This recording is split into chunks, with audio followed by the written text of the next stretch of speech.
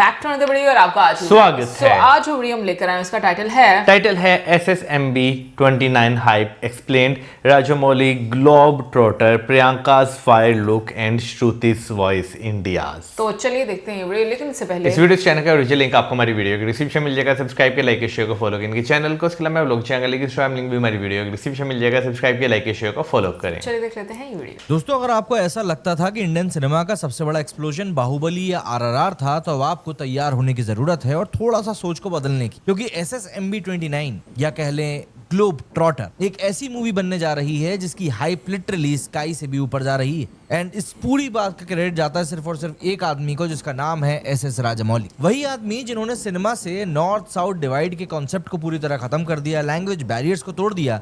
And अब शायद जिस तरीके के लैंग्वेज बैरियर थोड़े बहुत भी बचे हैं ना, ये बंदा उनको भी उड़ा देने वाला है। मतलब इतना क्रेज, इतना डिस्कशन, इतनी क्यूरियोसिटी कि अब लोग सीरियसली बोल रहे हैं तेलुगु सीखनी पड़ेगी भाई, वरना ये मूवी का जो एक्सपीरियंस है वो कहीं ना कहीं कमतर रह जाएगा। दोस्तों, कहानी में एक बहुत बड़ा ट्विस्ट सा आया। अगर हम इस SSMB के ही कॉन्टेक्स्ट में बात करें तो दरअसल जियो हॉटस्टार ने एक पोस्ट डाली, SSMB 29 trailer launching on November 15, and fans बोले कि फाइनली ये दिन भी आ ही गया। लेकिन कुछ ही देर के बाद में वो पोस्ट गायब हो गया, डिलीट कर दिया गया और उसको रिप्लेस कर दिया गया एक नई पोस्ट में, जिसमें से ट्रेलर शब्द जो था वो गायब कर दिया गया। अब यहाँ से इंटरनेट पे तो लिटरली कॉन्स्पिरेसी रीजन जो थे वो आने निकलने शुरू हो गए। आप रेडिट की बात कर लें, एक्स की बात कर लें, यूट्यूब के कमेंट सेक्शन की बात कर ले, हर जगह पर सवाल एक ही था, क्या ट्रेलर लॉन्च कैंसिल हो गया है या फिर राजमौली ने एक बार फिर से अपना मार्केटिंग जीनियस दिमाग से कोई बड़ा प्लान खेल दिया है। कुछ लोग बोल रहे हैं कि ये एक लीक था, कुछ लोग बोल रहे हैं कि राजमौली का रिवर्स मार्केटिंग ट्रिक था, एंड कुछ लोग बोल रहे हैं कि भाई ये राजमौली है, या हर एक चीज डिलिबरेटली ही होती है, कोई भी चीज जाने अनजाने में नहीं होती। दोस्तों,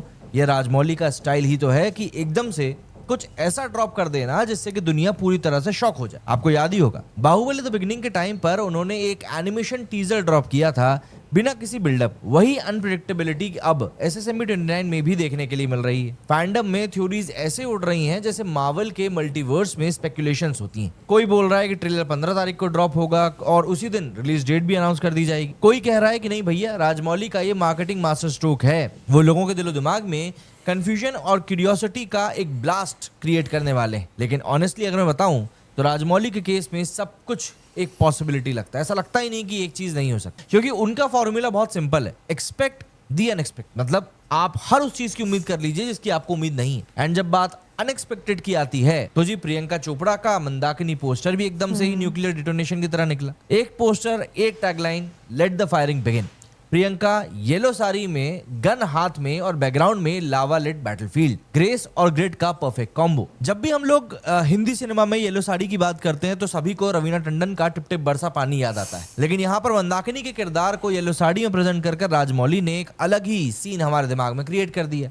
फैंस ने भी यहाँ पर एकदम से डिक्लेयर कर दिया कि भैया Priyanka is back and she is burning the screens. अब आप इमेजिन करके देखो कि राजमौली के यूनिवर्स में प्रियंका जैसा ग्लोबल फेस, महेश बाबू जैसा pan India icon and Shruti Haasan जैसी वॉल्केनो वॉइस।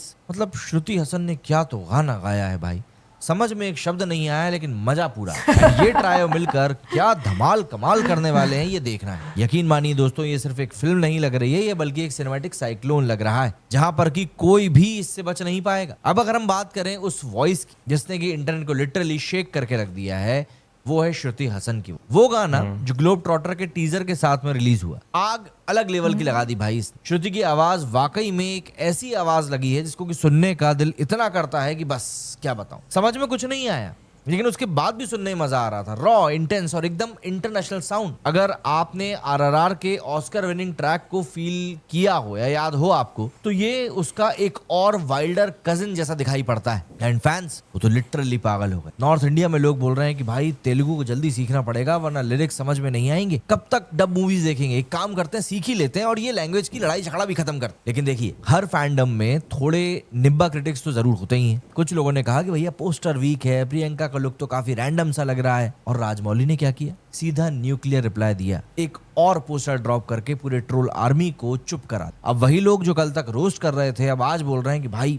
Hype level 9000। क्या करें, राजमौली सबके दिमाग से खेलना जानते हैं, उनको पता है कब किसको कौन सी चीज फेंक के मारनी है उसका मुंह बंद करने की। अब आज से मतलब 15 तारीख की अगर हम लोग बात करें करीब 2 दिन का समय बचा हुआ है, वो मोमेंट भी आने वाला है जिसके लिए पूरी दुनिया के जो फैंस हैं एसएस राजमौली के स्पेशली, वो तैयार बैठे हुए। इवेंट का स्केल इतना बड़ा होने वाला है कि लोकेशन के आसपास मोबाइल फोन्स ले जाना भी मना बताया जा रहा है। जी हाँ, full on top notch security, यानी कि राजमौली लिटरली कुछ मिशन इम्पॉसिबल लेवल की चीज प्लान कर रहे हैं। एंड ये कोई ऑर्डिनरी टीजर लॉन्च नहीं होने वाला। सोर्सेज का कहना है कि it will be a global cinematic event, एक एक्सपीरियंस जो कि इंडिया में पहली बार एक्सपीरियंस किया जाने वाला है। देखा जाए तो ये राजमौली का क्लासिक पैटर्न है, पहले ट्रोल होने दो और उसके बाद उसी ट्रोलिंग को तो हाइप बनाकर तोड़ दो। बाहुबली के टाइम में भी ऐसे ही हुआ था, लोगों ने सीजीआई के ऊपर मजाक बनाया और जब फाइनली प्रोडक्ट निकलकर सामने आया तो पूरी दुनिया के पैरों तले जमीन खिसक गई कि भाई ये क्या बना डाला। कुछ ऐसा ही आरआरआर के समय भी हुआ था, लोग बोल रहे थे कि भैया मूवी कुछ ज्यादा ही ओवर हाइप्ड है, लेकिन जब मूवी ने ऑस्कर जीता तो ऑब्वियस सी बात है सबका मुंह बंद हो गया। और अब बारी है ग्लोब ट्रॉटर, जिसमें महेश बाबू को लिटरली इंडियन जेम्स बॉन्ड बना दिया गया है। ये राजमौली का सिनेमैटिक वेंजेंस है, वो हर फिल्म से ऑडियंस की सोच को अपग्रेड कर रहे हैं। अब स्पेकुलेशंस ये भी हैं कि फिल्म केन्या और अफ्रीका के बैकड्रॉप में शूट हुई है और महेश बाबू के कैरेक्टर को एक्सप्लोरर टाइप का बनाया गया है, जो कि वर्ल्ड टूर पे नहीं बल्कि वर्ल्ड सेविंग मिशन पे निकला हुआ है। ग्लोब ट्रॉटर नाम ही बताता है कि ये स्टोरी एक इंडियन हीरो की है जो दुनिया के हर एक कॉन्टिनेंट पे अपने इम्पैक्ट को छोड़ने वाला है। एक तरफ Priyanka is Mandakini, symbol of fire, chaos, courage, दूसरी तरफ महेश बाबू, काम स्टॉर्म, ग्लोब छूने वाला आदमी और जो अपनी आंखों से ही सब बात कह देता है। एंड इन सब के बीच में राजमौली, जिन्होंने कैमरा से एपिक लिखने का एक आर्ट मास्टर कर लिया है। तो जी इस फिल्म का हाइप नॉर्मल नहीं है, ये साइंटिफिकली इंजीनियर्ड एंटिसिपेशन है। Poster, voice, timing, deletion, drama, सब कुछ एक पजल का पार्ट है। एंड राजमौली उस पजल के मास्टर प्लेयर है। एक तरफ लोग स्पेकुलेशंस में उलझे हुए हैं, दूसरी तरफ राजमौली साहब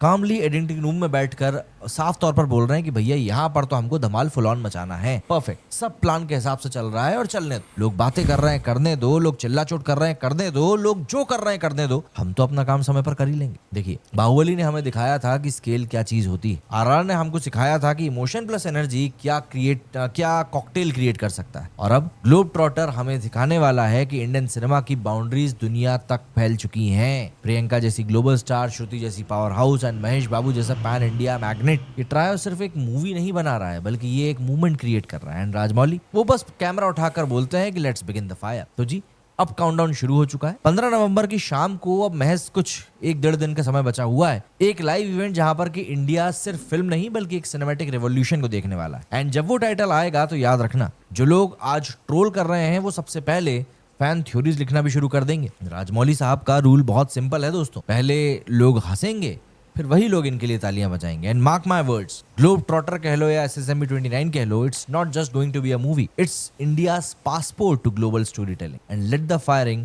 ट्रूली बिगिंस।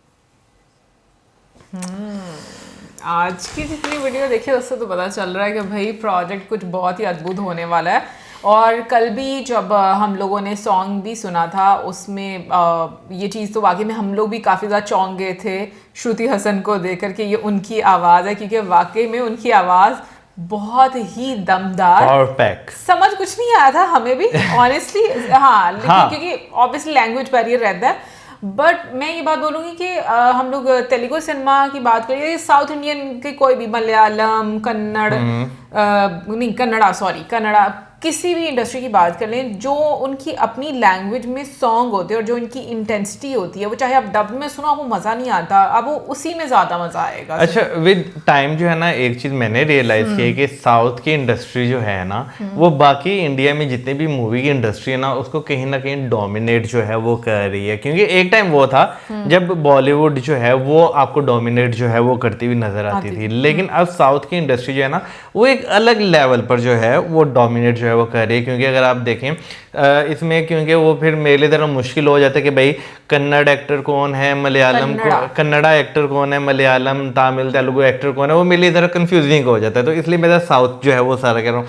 लेकिन अगर अब वहाँ पे से आने वाले म्यूज़िक की बात करें, वहाँ से आने वाले जो फिल्म की स्क्रिप्ट्स हैं उनकी बात करें, आपका मैं कहता हूँ कि जब आप ट्रेलर देखते हैं आपको पता चलता है कि हाँ भाई मूवी दमदार है। लेकिन जब आप मूवी देखते हैं ना तो जो ट्रेलर में एक आपने कॉन्सेप्ट देखा होता है ना वो बिल्कुल ही यू टर्न ले लेता है, बिल्कुल एक डिफरेंट चीज़ जो है वो निकल आती है और आप लिटरली शॉक्ड हो जाते हैं कि यार इतना डिफरेंट कॉन्सेप्ट तो वाकई में साउथ की इंडस्ट्री ने जब से पैन इंडियन बनना शुरू हुई हैं बहुत ज़्यादा डोमिनेट किया। उससे पहले हाँ यूट्यूब पे आपको हिंदी डब में जो है वो देखने को मिलती थी, लेकिन अब क्योंकि बिल्कुल ही वो पैन इंडियन आना शुरू हो गई हैं और अब उसके साथ साथ जो है आपको ये भी चीज़ जो है वो नज़र आती है कि भाई डिफरेंट कंट्रीज़ की लैंग्वेजेस में भी जो है वो रिलीज़ हो रही है। जैसे आरआर की बात की जाए तो हमने वो देखा था वो जैपनीज़ में रिलीज़ हुई थी, तो उसका इवेंट करने भी जापान जो है वो गए थे। तो वाकई में कुछ लोग ऐसे होते हैं जो आपकी मूवीज़ के अंदर या आपकी इंडस्ट्री के अंदर जो बैरियर्स होते हैं ना उनको ख़त्म करके उनको रेवोल्यूशनाइज करते हैं और पूरी दुनिया को इंट्रोड्यूस जो है वो कराते हैं। और एस एस राजमौली जो हैं वो उनमें से एक मैं कहूँगा जेम हैं जिन्होंने बाहुबली से ये चीज़ स्टार्ट की। बिल्कुल, मैं भी इस चीज़ से अग्री करूँगी क्योंकि ये हम लोगों ने पिछले दिनों में जब वीडियो भी देखी थी बाहुबली की तो आइडिया हुआ था कि किस तरीके से उस चीज़ को जो है वो एग्जीक्यूट करने में कितना समय लगा और उनकी जो एक सोच थी वो लेकर गए वहाँ तक। बट अभी आकर अगर मैं बात करूँ तो साउथ इंडस्ट्री में अब मुझे थोड़ा एक्टर्स का पता चलना शुरू हो गया। अगर जैसे तेलुगु की बात करें तो आपको Allu Arjun sir, Ram Charan sir, NTR sir जो हैं या धनुष सर, वो सारे धनुष ही है ना नाम का, ये तेलुगु स्टार हैं। फिर अगर हम लोग कन्नड़ा की बात करें तो जो रॉकी भाई हैं वो कन्नड़ा के हैं। अच्छा, यश। हाँ, यश। और अगर मलयालम की बात करें तो जैसे क्या नाम है मेरे जन पृथ्वीराज सुकुमार सर, आई थिंक वो मलयालम एक्टर हैं। मोहनलाल सर भी मलयालम, मोहनलाल सर भी हाँ मलयालम एक्टर हैं। फिर ममोती सर भी आई थिंक मलयालम है शायद, पता नहीं उनका, ऐसा मैं थोड़ी कंफ्यूज है। पता नहीं, हो सकता है इसमें भी मैंने गलत नाम ले लिया हूँ, लेकिन थोड़ा एक जो है वो आइडिया होना शुरू हो गया है। कमेंट सेक्शन में आप जरूर बताइए कि हमने करेक्ट बताया। बिल्कुल। अच्छा, साउथ वरना पहले हमारे लिए सारा ना एक ही इंडस्ट्री होती थी, है ना? बिल्कुल। अभी भी मैं ये नहीं कहूँगा बॉलीवुड में अच्छी मूवीज़ नहीं बनती, अभी भी बहुत अच्छी मूवीज़ जो है बनती है। लेकिन अगर आप साउथ की तरफ जब जाते हैं ना, आपको जो है ना उनकी स्क्रिप्ट पर जो है ना वो एक अलग लेवल पर, हालांकि वो मिर्च मसाले वाली मूवी बनाते हैं ना, उसमें भी जो है वो स्क्रिप्ट को बहुत स्ट्रॉन्ग जो है वो बनाते हैं। मुझे ये चीज़ ऑनेस्टली अच्छी लगती है साउथ की इंडस्ट्री में कि वहाँ पर ना ग्लैमर इतना ज़्यादा नहीं दिखाया जाता उस तरह से। जो बॉलीवुड इंडस्ट्री है इसमें ग्लैमर बहुत ज़्यादा दिखाया जाता है, हालांकि अगर स्क्रिप्ट बहुत भी स्ट्रॉन्ग है उसमें भी ग्लैमर जो है वो ऐड कर दिया जाता है। हालांकि कुछ अरसा पहले की बॉलीवुड की मूवीज की बात करें तो इतना ग्लैमर नहीं था, तब स्टोरी पे बहुत ज़्यादा वर्क जो है वो फोकस होता था और लिटरली वो टाइम भी एक डिफरेंट। अभी भी ऐसी मूवीज़ जो बायोग्राफी बनती हैं या हिस्ट्री बेस्ड कोई इवेंट हुआ होता है उस पर बनती हैं तो वो अभी भी देखने का आपको जो है वो मज़ा आता है। लेकिन जो है ना एक कमर्शियल मूवीज़ में जो साउथ की हैं और जो हिंदी इंडस्ट्री की हैं उसमें आपको अच्छा खासा अंतर देखने को मिलता है। एनीवेज इंतजार है, कल ही ड्रॉप होने वाला है भाई टीजर, और नहीं इवेंट तो नहीं ड्रॉप होगा, इवेंट उन्होंने कहा था ना लेकिन टीजर में भी कल जो है वो ड्रॉप हो जाए। और कल इवेंट में क्या खासियत होगी, क्या दुनिया के सामने आने वाला है, आई थिंक ये एक बहुत ही ऐसी आप कह लो कि मार्केटिंग की जा रही है जहाँ पर लोगों में बहुत ज़्यादा एक क्यूरियोसिटी जो है वो देखने को मिल रही है। कमेंट सेक्शन में आप ज़रूर बताइए आपको क्या लगता है किस टाइप की ये मूवी होने वाली है, क्योंकि मुझे ऐसा लगता है कि काफ़ी डिफरेंट और यूनिक हम लोगों को सब्जेक्ट जो है वो देखने को मिलेगा, बट उसमें एंशियंट हिस्ट्री जो है वो मुझे लगता है कि उसका पहलू भी ज़रूर रहेगा। क्योंकि अगर हम लोग राजामौली सर की बात करें तो उनकी हर मूवी में हम लोगों को एंशियंट टाइम का जिक्र या उसका एक एसेंस ज़रूर देखने को मिलता है। सो कमेंट सेक्शन में अपनी ओपिनियन दीजिएगा। मिले नेक्स्ट वीडियो में, सब्सक्राइब करना मत भूलना। Good bye.